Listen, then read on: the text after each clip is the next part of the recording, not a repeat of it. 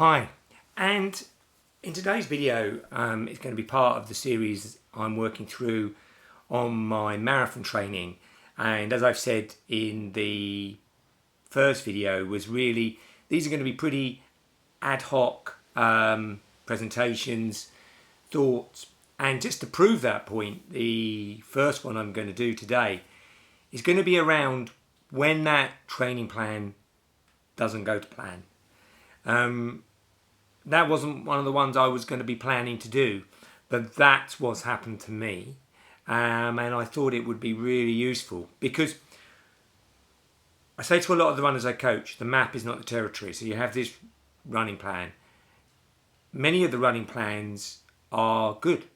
But two things. Are they the right fit for you, which would be another video really, and what to do and adapt when things come up. And that's what this video is about. It reminds me a little bit about that Morecambe and Wise thing where he's with Andre Previn, and Andre Previn says, "What are you playing?" He said, "I'm playing all the right notes, but not particularly in the right order." And that can be what running plans can be like. So what's happened with me is I had all my plans set out, and my first video was going to be going through all that. And then my dad fell down the stairs from the top to the very bottom. He's 81 years old, blacked out right at the top. Black and blue. Nurse said she's never seen bruising in 27 years like it, but not a bone broken in his body.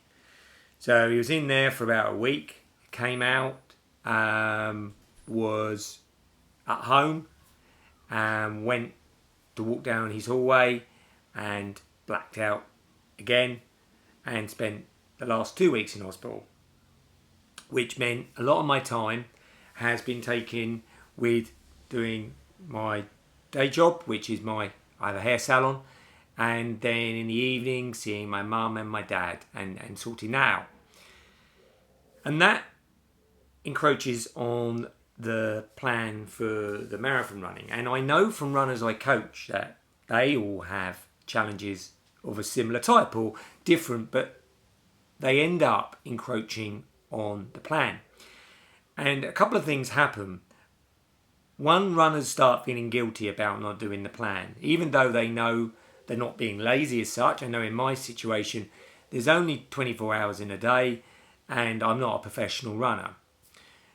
I know a lot of the runners I coach have family issues, things come up, and they have to address those issues. So what do you do in that situation?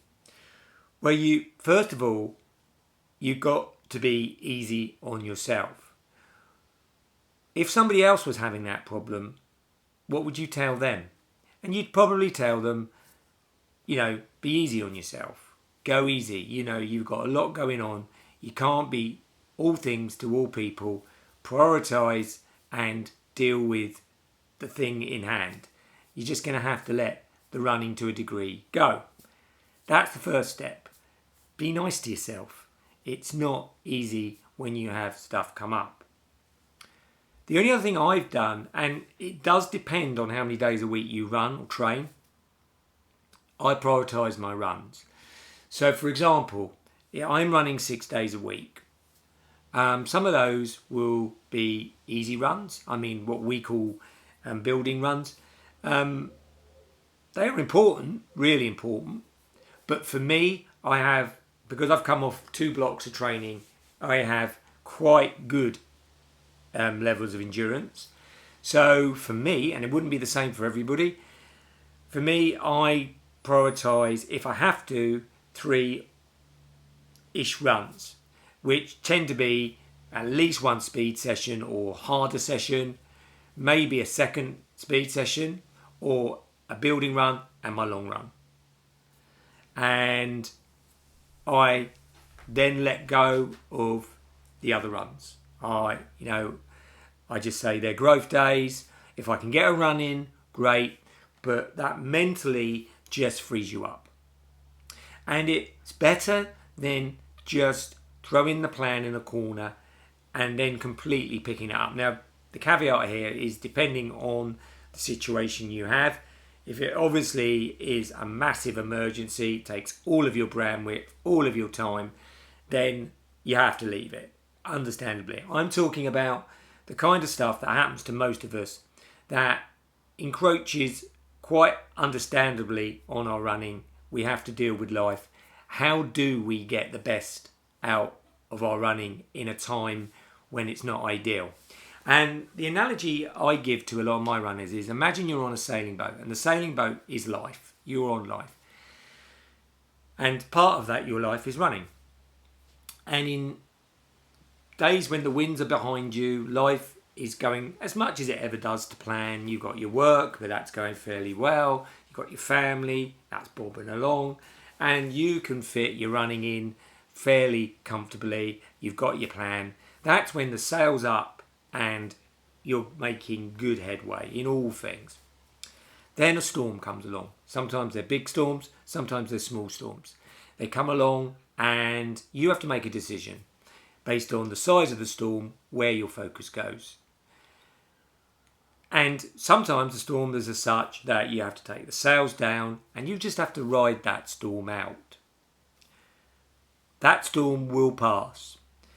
When that storm passes, the decisions you've made in that storm will determine how quickly you then start moving forward. Now, as far as running is concerned, if the storm's been massive, you may have had to, for a couple of weeks, stop running completely. Then you just have to accept that. That's the scenario. That's what's happened. Fair enough. If the storm's been smaller, if you've managed to maintain some of your runs, some level of consistency, then you'll be able to pick up fairly reasonably after that storm. And that's the way I look at it. It can't always be perfect. And the reason I share this video is I know so many runners get disheartened. Something comes up, they want to have that training block where they can really focus and get most of their runs in. But the reality is I can't tell you how many training blocks I've done over the years.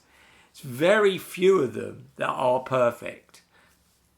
Sticking up my arm. It's very, very rarely perfect.